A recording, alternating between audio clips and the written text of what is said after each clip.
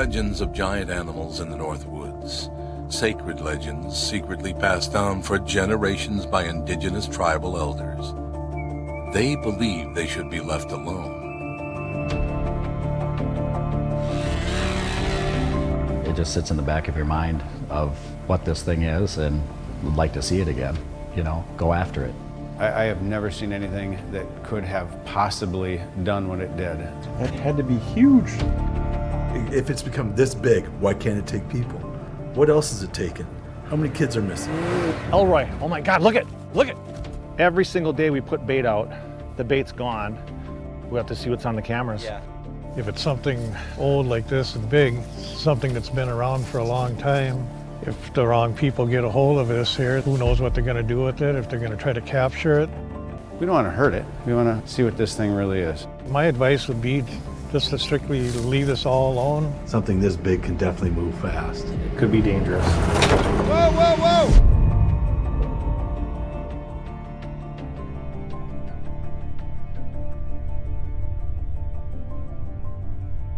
I'm Pete Lallier. I'm a Minnesota guy my entire life, live around Lake Minnetonka area, live on a horse ranch.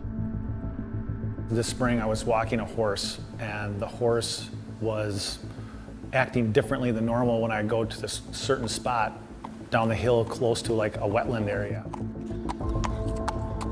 You a little nervous? It's really weird. He's never been like this before. And after 2 nights of that happening where he wouldn't proceed any further, I decided to get up early the next morning and take the horse down the hill and to the wetland area and see if it was different based upon time of day or whatever. What the hell is that? It was weird. This horse is the most steady horse of our 7 horses and the most dependable horse. Doesn't get nervous about anything, never has thrown anybody off. Just heard something in the water over there. Tech spooked a little bit. And so I get out my phone right away and I capture some video of the area and I scan around, and I didn't even know I was capturing it at first, and then all of a sudden I saw something on the side of the road that was sticking up unnaturally from what I'd normally seen, and I took some footage of it. My buddy Pete Lallier is a friend for the last 10 years, and one day he called me and he said, "Hey, come over, I got something really interesting I got to show you."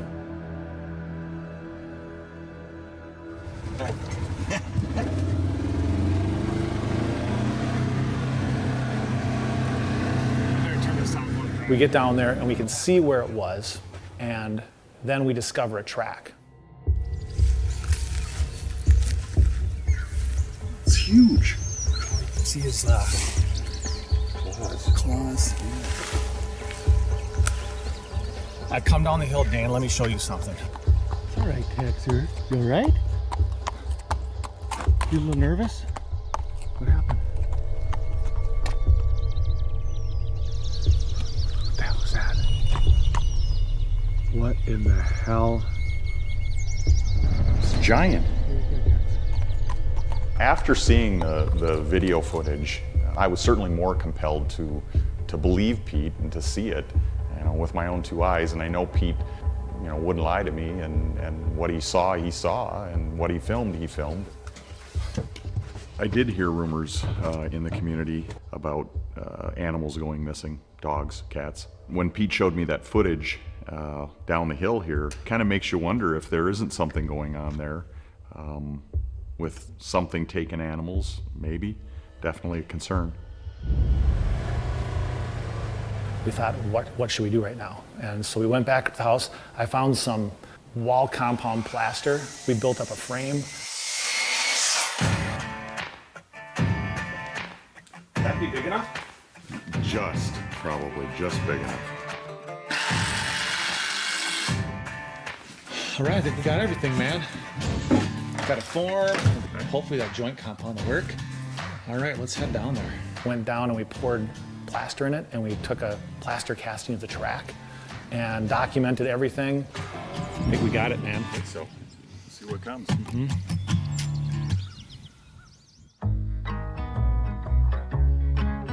A buddy of mine I was in a film production with, he mentioned that there's this crazy guy that discovered this big creature and I should go investigate and document it. Curiosity got the best of me because I just started showing up with my camera and documenting real time what was happening. And I honestly, I had no idea what was going to happen from one day to the next. We kept our film production footprint very small.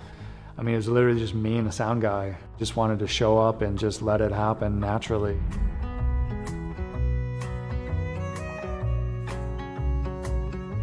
My wife works at Jubilee at the grocery store in Mound. She gets to know a lot of the regulars, and this guy comes in all the time, sometimes a couple times a day. He said he saw something that he didn't know what it was, couldn't explain it. Looked like upside down duck boat or something crossing the road, and it was out on County Road 15. Yeah, so how did you track him down? Looked him up on the internet and found him. All right. I went to his house and he wouldn't answer. Okay. Didn't want to talk about it. Did Kim tell you when he's at the grocery store? Regularly, every day. You know, Elroy, my neighbor, is involved in that project up north. They're looking for the rune stone, and he's working with a bunch of people on that. This guy is just like seriously a genius, and he knows a lot about finding stuff. Maybe we should go talk to him, man, and go get his advice on it. I think he'd be really into it, and he maybe could help point us in the right direction with that.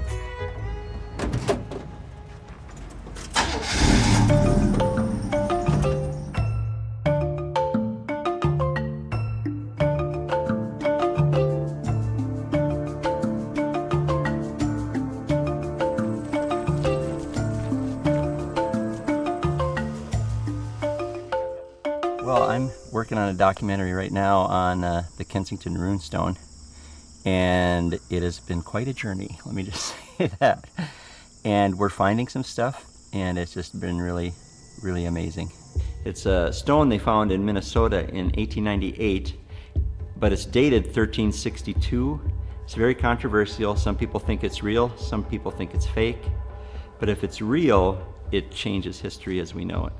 I'll just tell you what happened, man, is I was walking the horse one day and he spooked. I panned my camera and this is what we saw on the side of the road with the horse. And it's an alligator snapping turtle, but the only problem is it's too big. It's huge.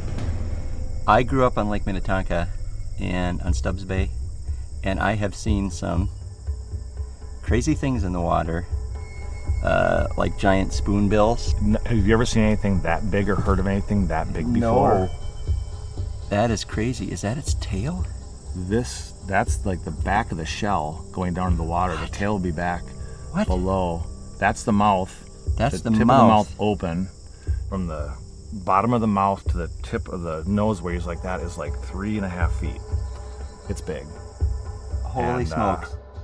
He came to me because he thinks I'm an expert, but I'm not really an expert. But I'm working on this documentary about the Kensington runestone, and we're kind of dealing with some Native American history, and he thought I might have something to add to it. And I just talk about it. The turtle is very important in the Native American culture. It's part of their creation story.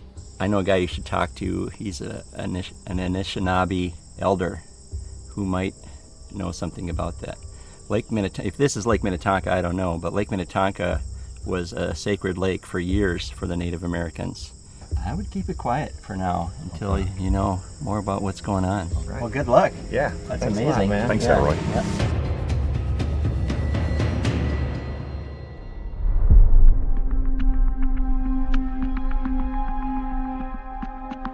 So I know this dock guy. He's been on the lake forever. And I thought if anybody knows something about this or has seen something or heard something, it's got to be him. My name's Brett Nickum, owner of Nickum Docks. We manufacture piers, boat lifts. We do recoveries of sunken boats, four-wheelers, anything that happens on the lake, sheriff boats. I was out on the barge one day and spotted a big spot down in the water. Didn't know really what it was. Kind of carried on with the day. When I got home, I contacted Pete, told him about it. I also contacted my neighbor, Dan Jasper. He's a guide on the lake, and told him about it, and we kind of took it from there. Hey, how are you? You know, my neighbor Dan was cleaning out a shoreline and had something crush his tube to his sprinkler line. That was kind of weird, move some rocks around. Okay. And it takes a lot to move the rocks because they're 3 foot by 4 foot rocks. All right. I mean, I might want to talk to him about it or something. Okay. We can go over there.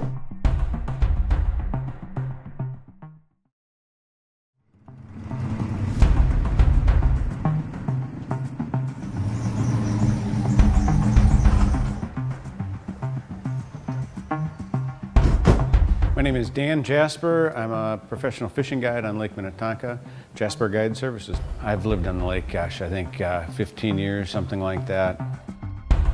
Your neighbor, Brett, over here, told us we should talk to you about something that happened to you this spring when you were cleaning out your rocks. Oh, you know what I'm talking about? Yeah. So Weirdest thing happened. So I was like right here, walking, picking up dead fish. They kind of float right in here. You can see it kind of bends right here, so it kind of they get trapped, right? And it stinks up the shoreline, so I'm picking them up, and I can throw them right into the bucket and just keep walking, and all of a sudden, boom, I get yanked back. Yeah. Did you see anything in the water, like a disturbance in the water or anything? Oh yeah, I mean there was I didn't see what it was, but it pulled me back, and the water, it was, boom. I'm like, what the heck? So I walk along the shore, and I just throw the stuff in here, and it's got, I know. Look at the dent in this thing. So this is like a tube, a floaty? Yeah, it keeps it from sinking, right? And then I can just throw the stuff in. And it was dragging behind me, and boom. I mean, look at the dent. This is in perfect shape beforehand. Here's the hole. That had to be huge to get its I don't know. around that. But this is coming down the hill. This is the photo capture. I actually have a video. Came down the hill and my horse spooked. Holy crap. And Dane, you think? I think maybe it migrated from, County Road 15 out here in the country down the watershed, kind of in one of the little inlets, and found its way to here, to Minnetonka.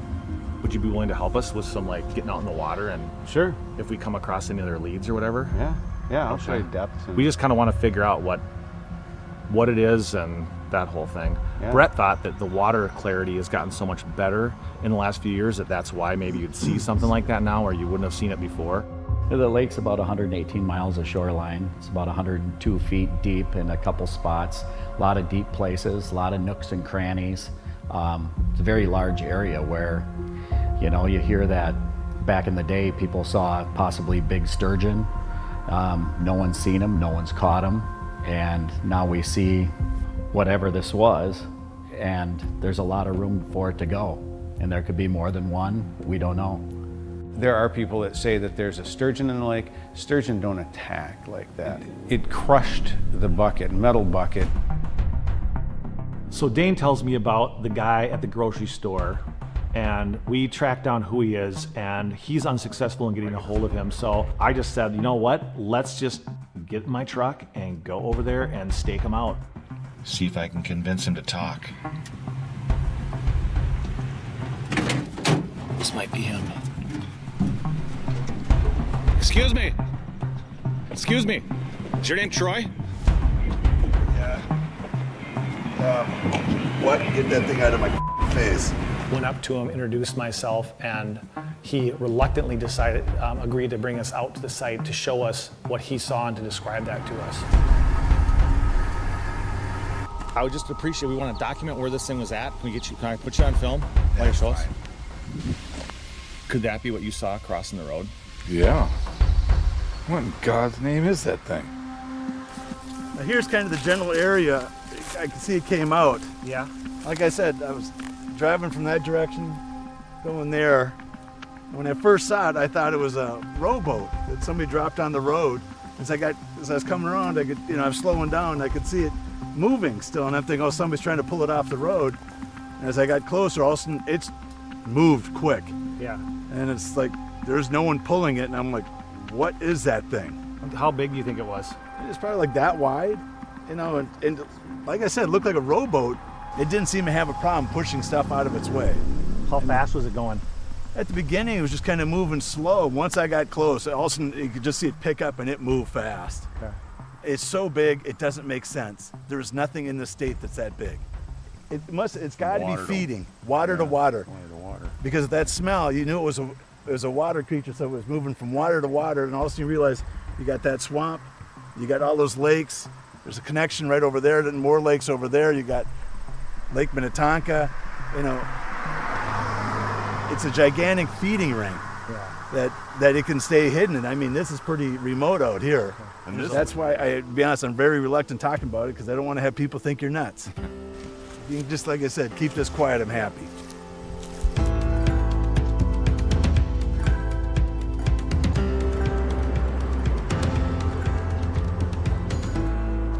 I'm wondering if it isn't two animals, two creatures that, you know, somehow made their way down the Minnetonka watershed from out by you. I think people are going to think we're nuts if we say it.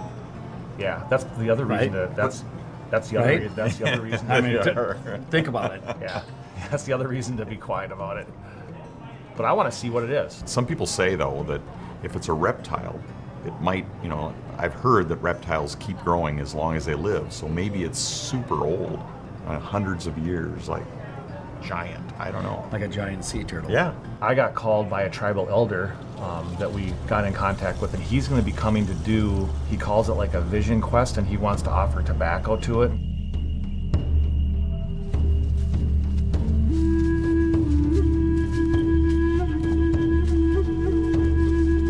Well, animals have different senses than we do. They're more sensitive things. They can see things that we can't. Or what would the Anishinaabe call this? Gitchimikanak means great turtle, and the turtle is one of the main animals in the story of the creation. If it's something old like this and big, that it's something that's been around for a long time, just leave it alone. Just let it be how it is. Focusing in on this and keep coming around it, it's going to start changing the way it's living. If the wrong people get a hold of this here, who knows what they're going to do with it, if they're going to try to capture it. What I would do is go down and offer some tobacco to him for thanks for being here. And hopefully we can reassure him that he's going to be safe.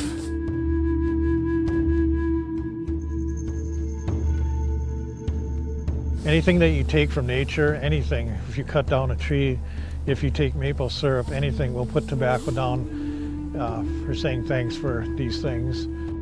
When we put these down for animals that have given up their lives for us, their spirit will be reborn again into another animal.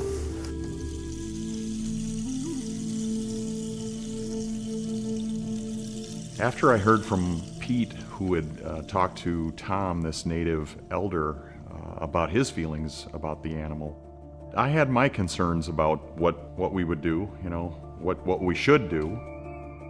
The most compelling thing to me so far is that the track that we casted the first day we had the sighting matched the measurements of the tracks, the partial tracks that we found when Elroy was doing the motion camera. All right, we're back to check on the plaster casting of the track. You want to help me lift this thing off here? We'll set it like over there when we lift it up. So lift didn't go that way? Yeah. Holy smokes. Now, some of these things, when we pulled it out, came off. Could you get that? Figure out where that one? 14 inches. But this was on the, we Put that documented in it. perspective, though. Yeah. How big that is. And you want to let it be or catch it? Well, I want honestly, to catch it. It could be dangerous. Yeah, well, life is dangerous. Let's catch this thing. You're looking at 14 inches, but you're looking at this. Yeah, right. Yeah. I mean, you're looking at a monster hoof. Yeah. That's a swimming machine. Big paw. Yeah, I've seen, big crocs. They can move fast. Anything, something this big can definitely move fast, and very dangerous. So can we agree to look for this thing and try to find it and keep it quiet? Can you imagine if this got out on social media or something? That's true. Seriously. Elroy, what are you doing down there? Just clearing a spot to put a motion detector camera. I think this looks right over where we think You might be. So we've been baiting the turtle in the woods. Pete would get a chicken and cut it in half and put a half a chicken out there. Put up these trail cams to try to get pictures of it. Got a chicken hanging half out of the water. It's been 3 days since we've been out here. Oh, the camera's all effed up. Well, the chicken's gone. Yep, right. I put it right there. Every single day we put bait out, the bait's gone. There's like claw marks or something here. What knocked that thing over? Look at, there's like 4 distinct claw marks here, and this tree is pushed How over. wide is that? Put your hand down by it. It's about twice as big as a human hand. Look at the marks there. They're like scrape marks. Look at all the tree. This is all pushed over. And you can see a path that whatever it was knocked down all the brush to get to it. We have to see what's on the cameras. Yeah. So let's pull the cameras, the cards. Yeah, hopefully it worked this time. That's it.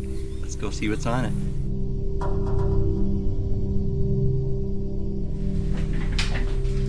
Now the first attempt didn't pan out too well, so let's see what we got here.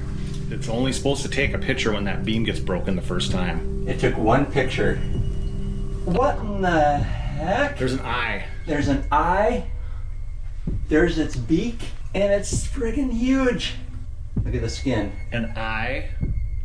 That's what's making my heart pound. Well, right and now. here's its beak. Look at its giant beak, the pointy beak and the bottom jaw there. That is crazy.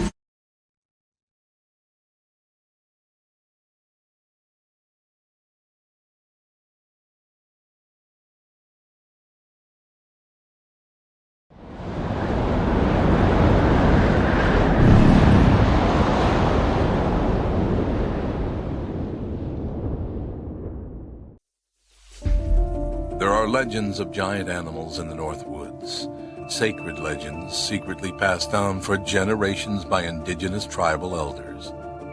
They believe they should be left alone.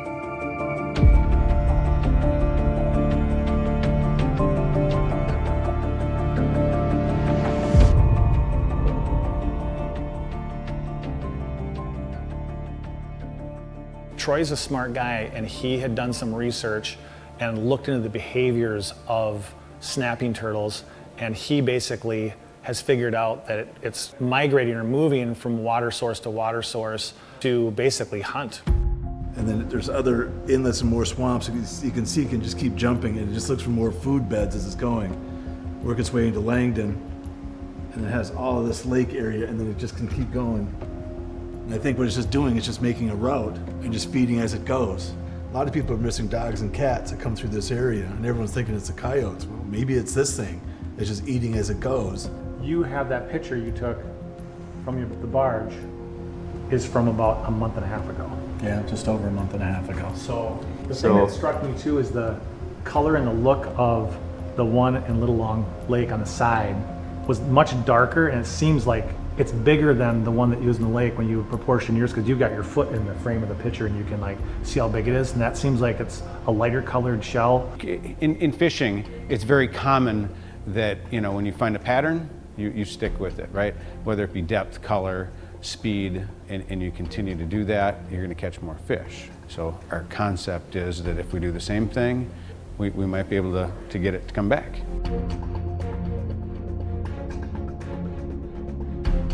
I think there's a Main more by the drop-off? island. On the north side of it. Yes.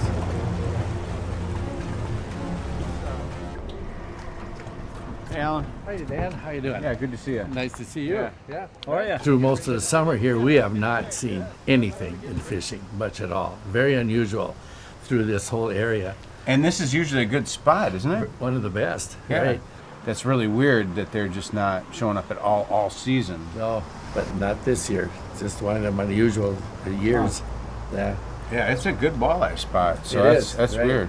Be fun to catch it. Well, we're going to have to get out here and fish more to find it. Use fish to catch the Yeah, thing. right. I think what we should do is hop in the boat and go see if we can find some pockets and explore a little bit, see what we can pick up on the graph. And And it could totally live out in this if it's trying to. Yeah, and this is where we are right now. Drops to 34 feet deep. It is a nice deep hole. And you see craters, logs, but no fish. There's nothing. There's nothing. And there's not even any vegetation there. Pretty cleaned out. Because this creature was chasing the bucket and hit at it, what we're thinking of doing is getting a nice big boat and attaching something similar to it and trying to bait it and see if it goes after that. I got some rotten fish, some seaweed, and my fishing boat. Wow. So let's go fishing.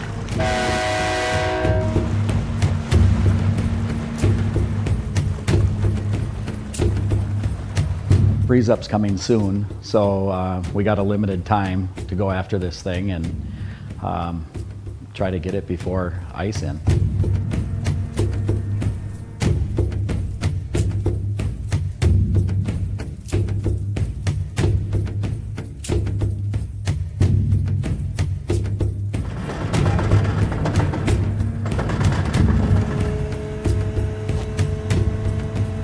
Seaweed, like I'm picking it up, right? Yep. And smell that. Rotten fish, baby. Ah. Our tube, we're gonna hook it up to the crane. I really do not want to be known as one of those frickin' wackadoos. You know, the Bigfooters or the UFOers or the Elvis Presleyers or... Yes, you do want to know what this thing is because it doesn't make sense. But...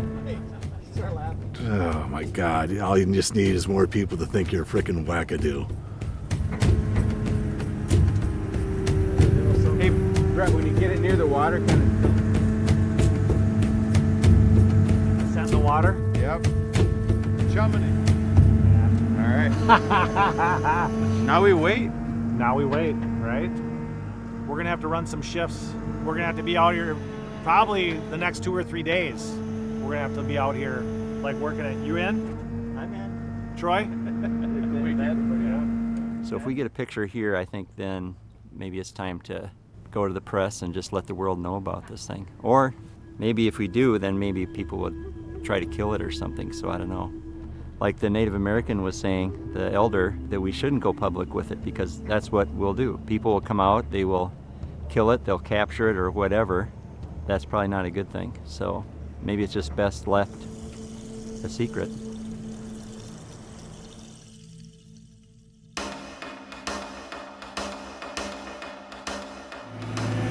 Day 4. What is this, like our 10th shift? Yeah. Like total? Like our third shift? It's been a long time. We're tired, exhausted, and maybe it didn't help that we'd each had like 2 or 3 beers. Nothing. Starting to lose faith, man. Starting to lose faith. Tired.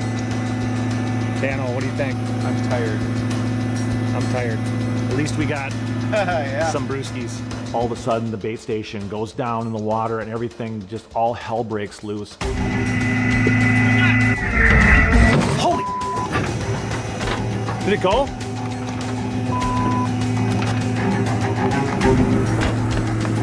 Dano!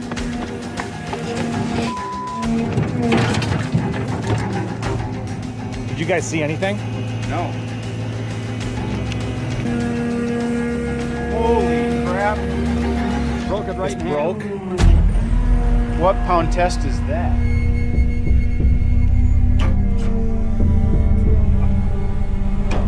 I'm done. I didn't think it would take one.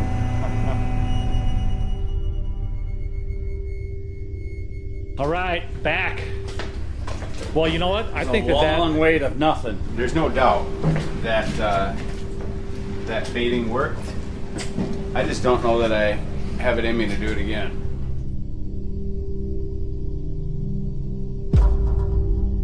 Me, Brett, and Dano were out on the barge, and we actually got a hit. And so this is the video I want to show you guys. It's kind of rough right now, but you guys will get the point of this, man. It's crazy. So that's the crane arm right there. Oh, wow. There, did you see that? You guys, so crazy. It all happened like It was just so like crazy. it happened in an instant, man. I mean, what's that crane usually take, Brett? I mean, for 20 something like 22,000 that, pounds, 10 feet out. It pulls down And it hard. pulled hard. I thought it was going to tear it out of the barge. Yeah, and break the rope. That was the biggest thing. Yep. Definitely something seriously big, seriously Yeah, powerful. I mean, the rope's 1,200 pounds per foot. How deep of water was it? Probably 25, 30. Yeah. He's going to start running. He's running through the large water, feeding up, gaining weight. Now he's going to be moving back offshore into the smaller swamps, going into hibernation soon. Is what he's. Get to the warmth. He's going to bury himself in. I started hunting probably when I was about 11 years old. My grandfather taught me how to hunt. Then over the years, I developed my hobby, or let's say my skills, quite a bit. When I went to Africa a couple times, I really honed down my skills of tracking predators, stuff like that. And then once I started hunting predators, I started really honing down my talents on exactly what you're looking for, baiting. You know, we don't have that much time before all of a sudden the temperature starts dropping quite a bit. Where since a cold-blooded creature, so he's moving. So he's just gaining as much food as he can, as fast as he can. You know, it's any predator is going to build where he can get the most food. You know, remember, it's like bears, everything. In this fall that we have, I mean, it's gain as many calories as you can. Gain. Should you really be calling it like a predator, though? I mean, is that it's a big alligator snapping turtle, right? But I mean, like, the problem is with the term that you put alligator turtle, he's a meat eater. I mean, this thing is probably sitting around in one of these swamps for years. All of a sudden, farmers start developing hay with, you know, droughts, whatever, and all of a sudden he's just getting pushed. And like when you saw the picture, you know, he's got his mouth open, he's waiting for something to walk by so he can hit it. The winter is, you know, it's getting colder, so you figure where he's going to nest or build in. You know, then you figure, you know, that's the best time to kind of study it and figure out what you got, because we don't have time now. So what's next? Just let it hibernate. Then it gives us time over the winter time to figure out what to do and how to handle what we're finding. And that's where you just leave it. turtle hibernates. We drink beer. Sounds good. Yes. Go for it. Take a little break. I'm in. Rub it right in.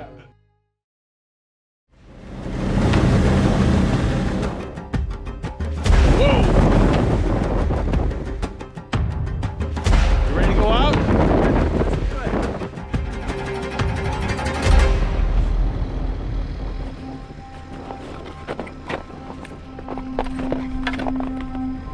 Ready to go.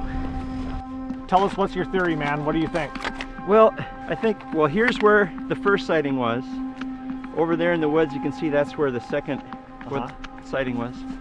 And I think just right in here, remember when we came up here, we saw some bogs moving across here? Yes.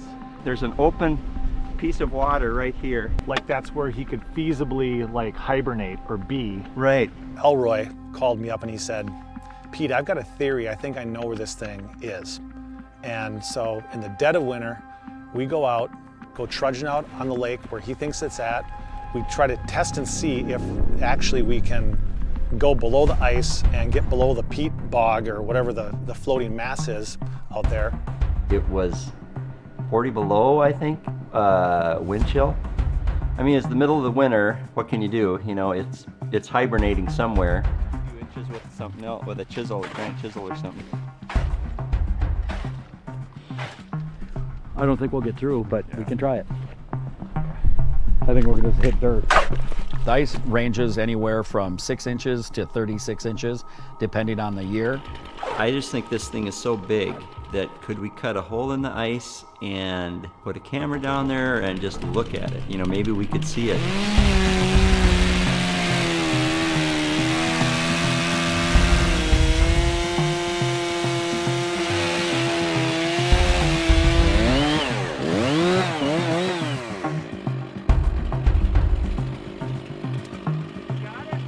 I think it looks like you are hitting some dirt, huh? Well, there's so much weight on the ice, the water's pushing up. Oh, okay. That's why it's filling up. I see.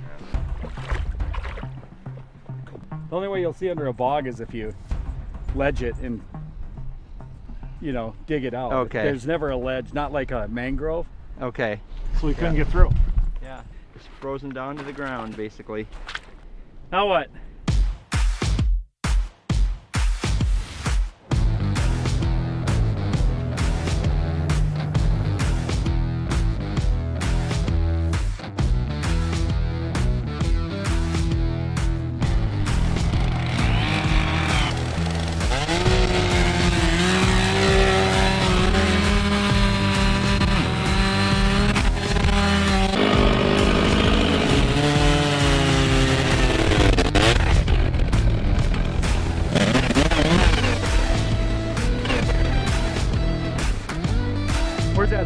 far than you have.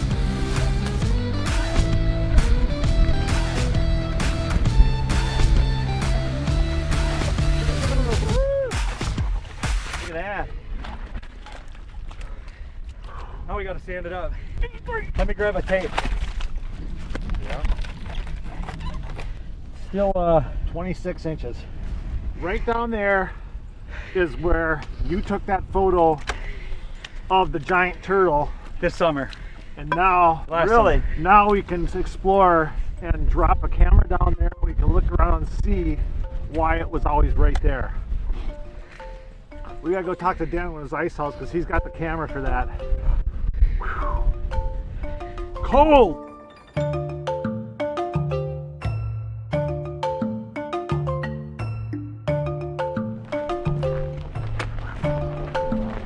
Catching anything today? Yeah.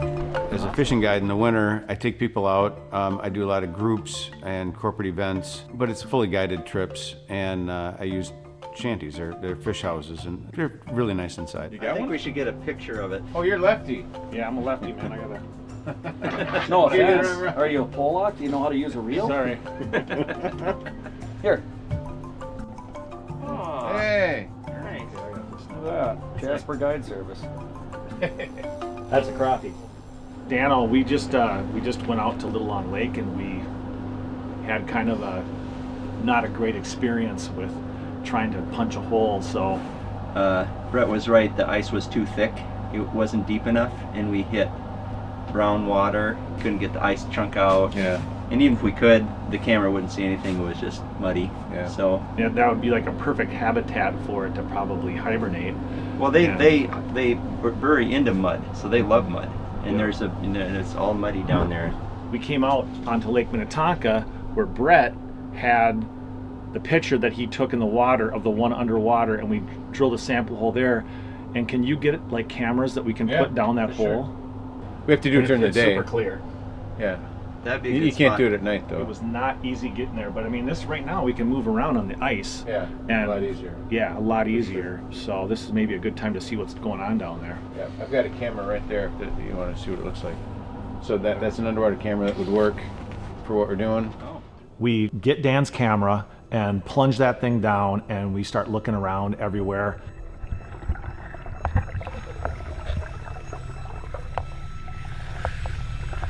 Did we see a whole lot?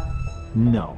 The one thing we did establish though is Elroy's theory that the bog had a layer of water under it was completely valid. It looked like a perfect habitat where that thing could be hiding or hibernating. What's our goal here? Catch it. Do what? Because I want to see it. What? Why not? I didn't say, kill it. Let's just catch it, and What do you mean? you can measure it. You can wanna tag catch it. There's all kinds of things you can do if you I'd like catch to it. see it. I'd like to see it. I disagree. I'm okay with trying to figure out what it is. Yeah. I think Troy does too. Well, I'd say heard it. Let's go talk. Let's go talk to him, man, and see what Yeah. the deal is. I don't want to harm it yet.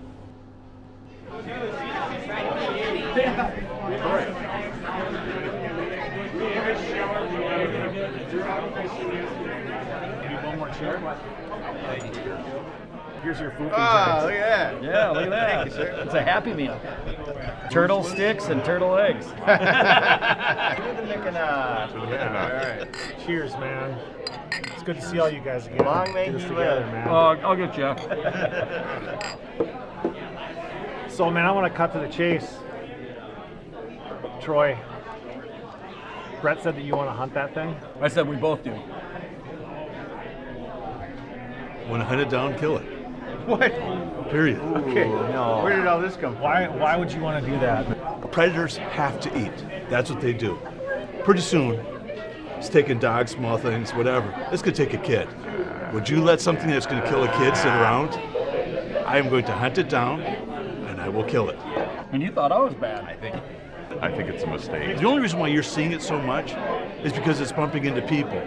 No one ever knew about this thing for years because we didn't have so many people on the lake. Now we are encroaching on ponds, swamps, everything. It's being pushed. So eventually it has to eat. When you're that size. Eating. Yeah, but It's eating. But it's going to Is take that killing? Humans, dogs, who cares? Well, but sooner or later, it's let's nature. let's let it kill someone first, and then kill it. There's gators down in Florida. Then we have a that reason. eat dogs all the time. I mean, it's, But eventually, you don't go kill look at the kid at yeah. Disney World. Yeah. The thing is, how do you know it's not danger now? How do you know it's not going to take a kid? I mean, Dan, I'll be Yeah, honest. you can play that game. You can play that game. Of course you can Back play that and game. forth, but you have no proof that it is. There's no Because proof. it's big. Let's find out. But it's a predator. Right? Any predator out there, well, you fish. What does the muskie do? It eats, so what? I'm not going to kill it. I don't mind fishing. catching it, Yeah. taking a picture of it, and letting it go. These two have somehow slipped through for generations to amass this size. Yeah, this one's 200 years old. That shell's got to be that thick. Even my .458 will not puncture that thing. I got to go borrow a guy's .50 caliber, have custom bullets made, and set it up so I have to literally put tanninite underneath it and blow it up from the pot mouth. You cannot. I can't believe you're saying this right now. I feel like Tom, the Anishinaabe elder, was right in this whole thing. He's like, somebody's going to want to do it. And I didn't think any of you guys were going to want to do that. I mean, he said it's a sacred animal, right? This is one of their sacred animals, and it's a big part of their whole story, their creation story and everything, and to just take it, to kill it, will not go over well. I'm telling you that right now. You stay out of it, I'll take care of it. I'll call you when it's done. Troy, I'm against you, man. I'm not gonna You're on your own. I don't care. Do what you want to do. It doesn't bother me one bit. I'll do what I have to do. Like I said, I'll just let you know when it's done. But it will be done. I'm out. All right.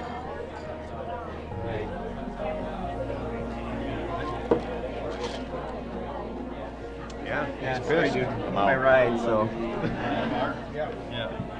You do need to get laid, dude. And I don't care. If we hadn't met and we hadn't talked about this and got him involved, maybe this wouldn't have ever gotten to this situation and taken this course that I'm not comfortable with right now. I wasn't sure which way to go with it. I'm still on the capturing it for sure, tagging it possibly, getting more pictures of it. But as far as killing it, kind of turned it a little different direction on it. The reason why I chose to take the path that I am of trying to hunt and exterminate this creature is every time I look at, I understand what a predator is all about. It does pose a threat. It posed a threat to my family and friends because we're out on the lake all the time, to neighbors, the community, because there's always small children on that lake. There's always small children on that beach. And this creature is just going to sit there one day and it doesn't know what it's doing, and all of a sudden it just snatches one. Somebody has to eventually do something, because if you don't, then you're just endorsing what it's going to do. I could tell by Troy's intensity that I knew the time was ticking and it was on.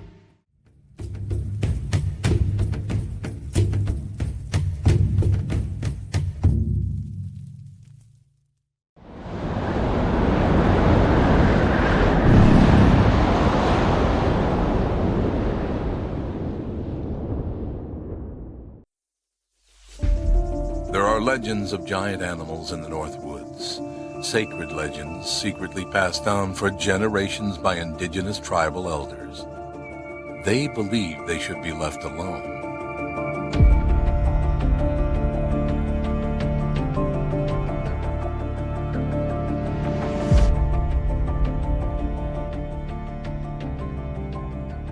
So it was a long winter, and we did everything we could to kind of research it.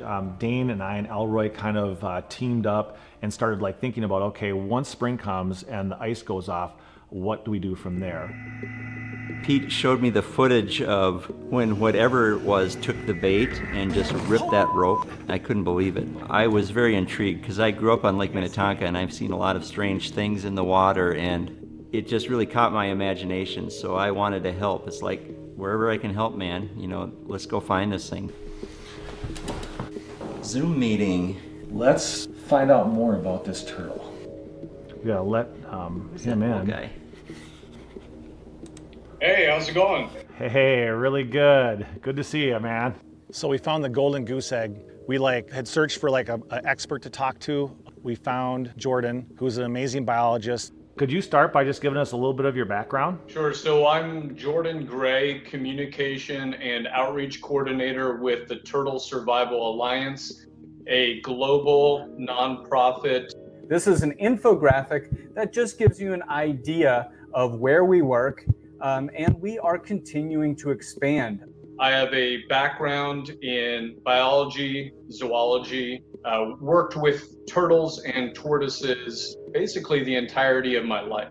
Alligator snapping turtles, can you comment about where they've been found thus far? The alligator snapping turtle is native to the southeast and south central United States. However, its population does go up the Mississippi River Valley. It wasn't until 2017 that a wild alligator snapping turtle was seen in western Illinois for the first time in 30 years. He was just this wealth of information. This is the guy that can tell us everything we need to know about turtles. What do alligator snapping turtles eat? We think of them actually as the vulture of their aquatic community. So they do eat both animal and plant matter. They will actively hunt for things like frogs, fishes, ducklings. Much of their time is spent cruising the waterways during nocturnal or nighttime hours, looking for easy food sources. They are an opportunistic predator as well as an ambush predator. Many people who have seen alligator snapping turtles will see them with their mouths agape, like this. When it comes to carrion dead items, naturally the animal is no longer alive, it's no longer fighting back, and so they can sit there and feast on that animal at their will. These animals can attain very large sizes. Some records are over 200 pounds. Some large male alligator snapping turtles are believed to bite down with a pressure of about 1,000 pounds per square inch. Wow.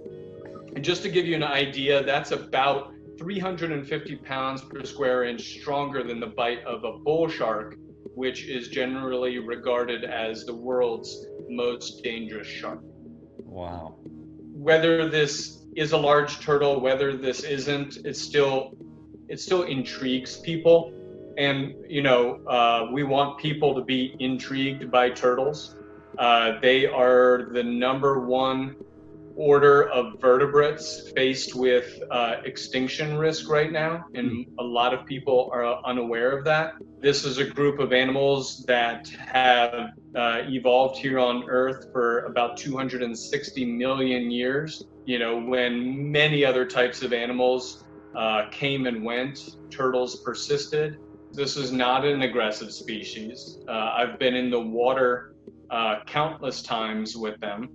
And I never feel threatened by this species in the water. You've just provided us with some amazing information that's been great, because we've been wondering for the last year about a lot of this stuff, and now all of a sudden somebody's sitting here telling us exactly what we kind of wanted to learn and need to know. So this has already been amazing. Obviously, he knows more about turtles than probably anybody on the planet, and he was skeptical. He looked at that one picture, he's intrigued with the first picture. Yeah, that's a large creature there. Yeah, I'm intrigued. I appreciated that, because I was too. It's like, what is that thing? He had basically the same reaction I did. I'm still not seeing an alligator snapping turtle in this photo. That's why we want to get your perspective on this thing. Maybe it's something else. Maybe it's a hybrid. Maybe it escaped from some mad scientist lab. If anything, he got me more excited about trying to figure out what it was, why it's there, and how it got that frickin' big. I think we should still keep moving forward and find out. We were all kind of thinking, let's figure out what this thing is and be conservation minded. I knew from talking to Troy that he had a different idea, and he had was adamantly I want to find this thing and I want to kill it. The rift was upsetting. I mean, because, you know, I like these guys, we had fun together. I thought we were getting someplace, you know. Was I agitated? Oh, yes. Did I take it personal? No. They had their beliefs, I had mine. I don't think they understood what they're dealing with. Troy turns around and he finds somebody else to help him, and they set about trying to plan and figure out how to find this thing and how to kill it. After these guys bailed on me, I went and called one of my really closest friends, Bob. Bob's solid as he can come. So I told Bob what I was thinking, what I thought, and Bob was agreed with me. So we started on this procedure. How would we hunt this thing down? How would we kill this thing? I mean, because we're starting looking at the mass size. We actually talked about doing tannin right and actually killing this thing to kind of protect everything around. It's a pressure explosive. It is not a flame explosive, because it's one of the most safest explosives. So we went up north and we borrowed a big 50 caliber gun, and we set up some tannerite and did a practice shot of it. It's like smoking when you're filling up your car, you know? I've seen people do that. I watch a guy light a cigarette next, he's doing this, and he's doing this, and we're like, you know, no wonder why guys die earlier than women. I think we usually use about 4 of these in here. Okay, so you put 4. For each one of those, we put 1 of these. Okay. And mix the 2 together. You got to get the tab out of it. I'm glad you're the chemical guy. This is actually the activation for the catalyst. Lost count. In order to make it all the same consistency. So we're going to do 4. You put in 1 already? I put in 1. 4. 38 pounds. So it gets a nice consistency. Just kind of like that. And the reason why we're doing this, you can't pick out its vitals. We're a typical animal. When you hunt, you have a pretty vital thing. So we're figuring what we'll do is we'll bait it, you get him up, you'll put this underneath it, you'll dig it out, so when he comes up, then you'll shoot through and you'll blow him up from the bottom. Plus the shell's extremely hard. Yeah. You have to get through the shell. I think it's kind of the same as a freaking buffalo, where it's you have almost 6 inches of shell. It's almost hard to penetrate.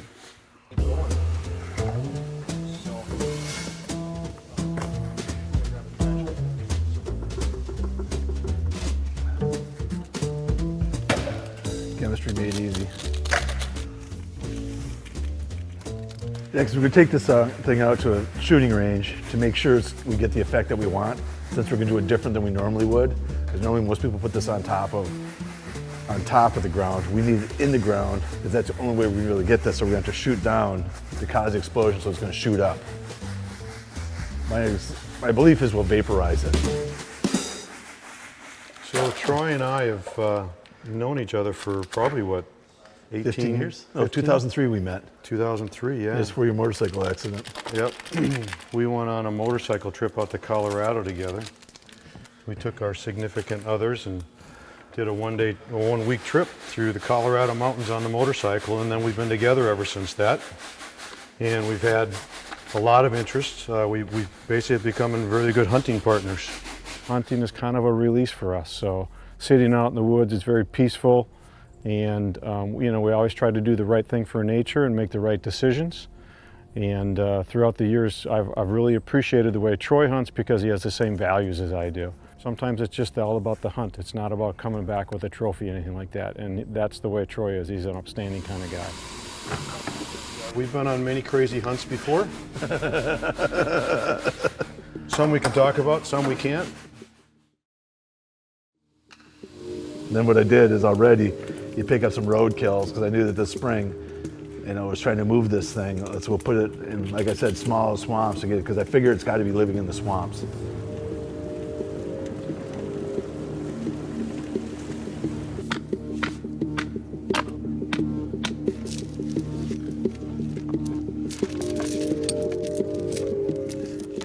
Take a little like this, throw it in the water, get him a little curious.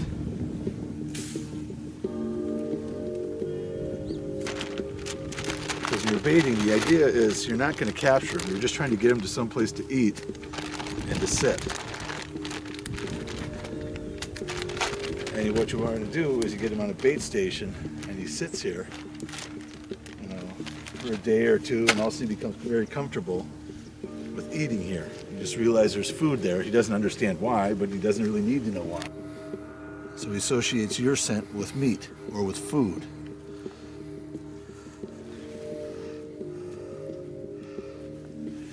What we do is we got the bait set up just kind of like to get him to come out. Because if you look at here, it's a perfect run for him to come in. What we'll do is we'll take this stuff, and once we know we have an active bait going on, what we'll do is we'll bury an area and we'll spray paint kind of a bullseye on the ground. So no matter what angle we're at, all we have to do is we just follow the down to where the bullseye is. Because I assume this thing is so big that it's going to sit on over most of it. We're going to get him up to here, and this is where you're going to put your tannerite.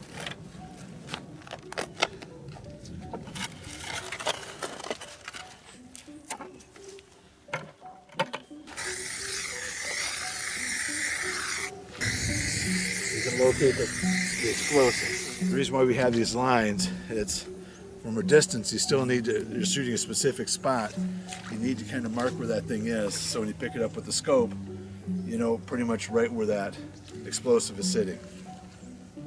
The reason I mark it number 7 on the ground is so we're not constantly disturbing this. We'll take a drone over top of it from quite a distance and then get a couple of these checked out at once. The trick is that we got to get this thing before it gets to the big water. So I'm hoping to get it within the next, I'd figure we've got probably about a month, month and a half to 2 months tops. So this is going to take us a lot of effort to get this thing pulled off.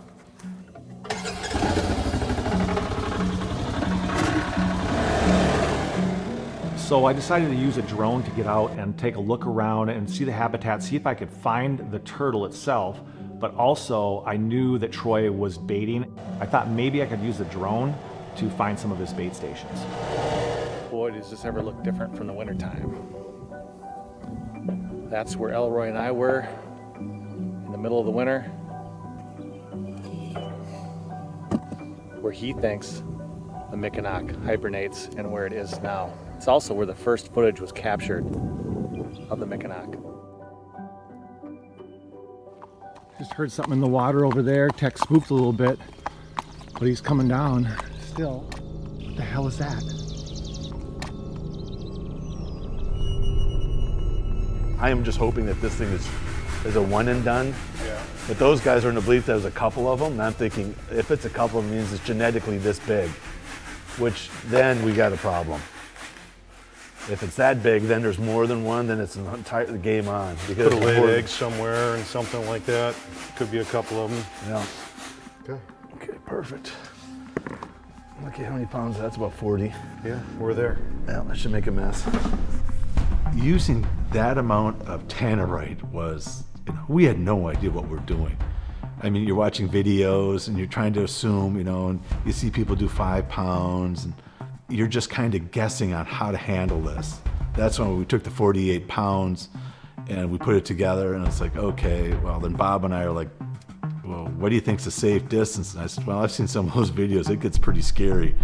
So we really, really backed it up. So in our neighborhood, there's a gun club that everybody belongs to. It's where people kind of collect. And I'm there one day talking to the guy that's running it. And he's like, oh, I just saw your friend Troy. He was just here and he was asking about shooting a 50 count. I looked at him and said, are you nuts? You can't shoot anything like that in the southern half of Minnesota. Well, the gun club guy goes, well, Troy said that he would just go to Kingswood Forest and sight it in and test it. So I call up Dane and we meet up there and we just basically go searching for him.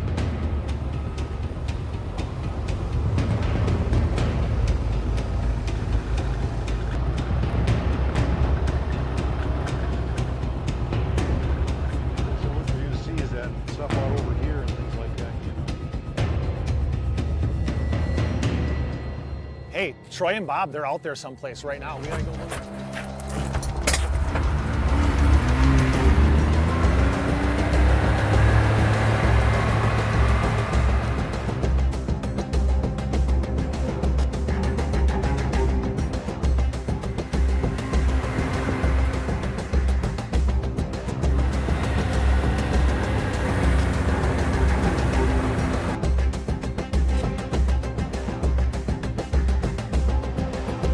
You look like Mickey Mouse.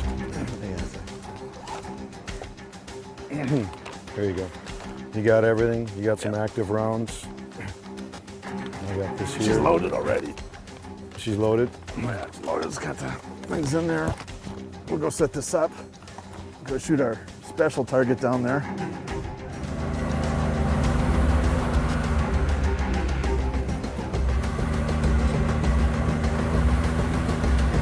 Dane, have you seen anything? I don't see anything. Not yet. Meet me over by the boardwalk. Well, figure 350 to 400, we better be dead on. So when we were getting ready to do the test shot, putting all this tannerite together, it was actually the mass quantity. I've never seen this amount of material in one spot. We're always worried if we were going to be close enough or far enough away. We knew that we could shoot it because, you know, Troy's a dead-on shot. Here's your magazine.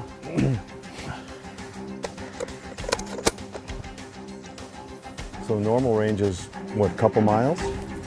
Supposedly 4 miles. 4 miles? So we need to make sure that we're accurate at, you know, 290 to 300 yards.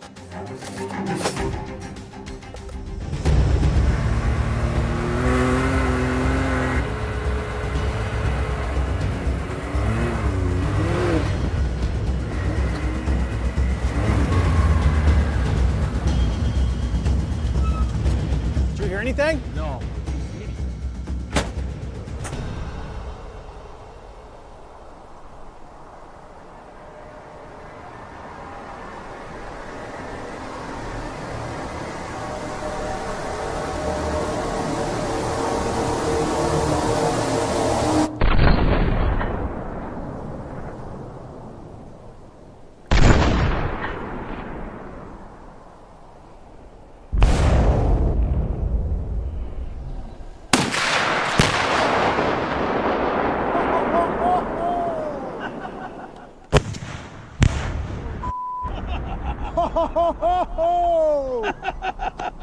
I think we got him. I think we got him too. Wow. That will take care of anything and everything that we come near. It was just like this massive wallop that hits you. The amount of pressure that comes back from it.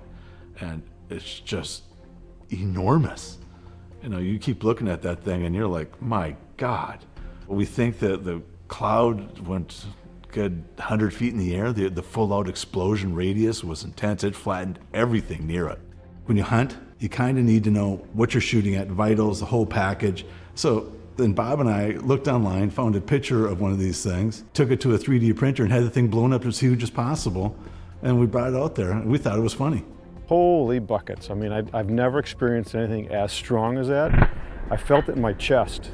It was almost like it stopped my heart for a couple seconds because it was so explosive. It was just like a CGI effect out of a movie.